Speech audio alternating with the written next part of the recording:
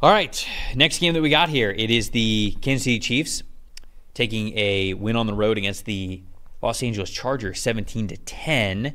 The Chiefs' top 5 graded players in this game: cornerback Jalen Watson at the top of the list with an 84.6, defensive tackle Chris Jones next with an 82.4, center Creed Humphrey with an 81.9, running back Kareem Hunt, new to being back with the team. I think that's probably the way to say it. Sometimes you're new and old. Right, I was going to say, like, new, old face for the team. Back to the Future? I don't know. Yeah. Have you seen that movie? I know you don't watch movies. That's on the short list of movies. Okay, all right, just making sure. He had a Kareem Hunt at a 78.1 overall grade, and then rookie wide receiver Xavier Worthy with a 77.9, Patrick Mahomes a 79.9 in this game. And then on the other side of things for the Chargers, their 2 edge rushers, Khalil Mack and Tui Pelotu, were the top graded players in this one. Mack had an 85.3, Tui Pelotu with an 85.1. Wide receiver Ladd McConkey, their rookie, 81.9 at number 3 on this list. Defensive tackle Poona Ford with a 77.6. Christian Fulton, their cornerback, 72.8 at number 5. And then Justin Herbert, just a 56.6. Playing hurt in this one, no doubt. Stat that told the story here. What do you got, Dalton? Very simple. The Chargers had 55 rushing yards, and in their 2 wins, it's my most disappointing. Their 2 wins, they've had 176 and 219, and their 2 losses, they've had 61 and 55. Yes, they don't have Joe Alt or Rashawn Slater, right, and you're playing a very good Chiefs defense. It doesn't make it easier, but Jim Harbaugh has made it very clear this is a running team. We have to win running the football for now until we get more weapons in the future and some young guys develop. And in this game, even though they did get ahead, they got an early 10-0 lead, which should have made it slightly easier to run the ball, or at least that's the way you're tilting. They just weren't able to do it, and they're just not going to score a lot of points if they can't run the ball. Yeah, that was the most disappointing for me. 115 rushing attempts through week 4. That's the 8th most in the NFL, yet they are worst in the NFL at a 51.3 rushing grade. It's been way too hot and cold. Obviously, it was pretty hot through those first 2 games. It's been really cold through these last 2 in weeks 3 and 4. So it's been tough because, like you said, they've got injuries, but this is going to be their identity no matter what. This is sort of what Jim Harbaugh also did during the beginning of his Michigan tenure, right? He set it up like this. He said, hey, and it sounds like I'm trying to say this is a coach coming in and saying, no, we're going to play our way, and he doesn't really care about the strength and weaknesses of the players. That's not what I'm saying, because I think Jim Harbaugh is a good coach, and he's not like that. But he does have a philosophy of what winning football is like, and he wants to win on the ground.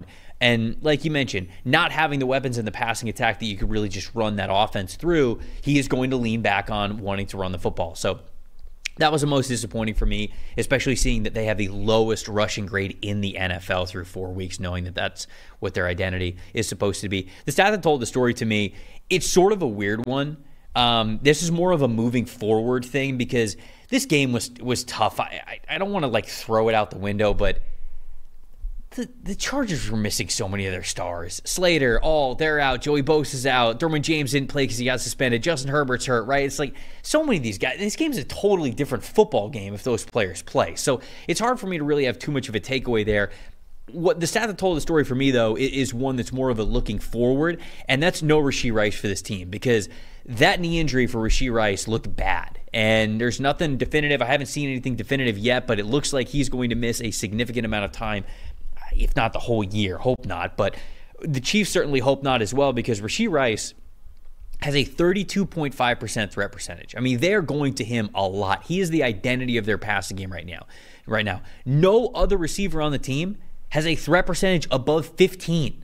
He's 32.5. Nobody else, none of the other receivers have above 15%. So losing this guy, your entire offense changes. The entire thing. It is not confirmed, but it seems there's whispers that it's a torn ACL. Right, and obviously it kind of looks like it when you're watching it. Yeah. You hope not, but yeah, this is a situation where they were already sort of struggling for an identity, even when they had Rashee Rice, because it seemed like it was Rashee Rice, Travis Kelce, like kind of, but he hasn't looked as the way that we're used to him being. And then it's sort of, sprinkle in a little bit of Xavier Worthy whenever we can get the speed in there. But this is going to be tough for them without Rashee Rice. So that was my stat that told the story. Excuse me. You're most impressive in this one.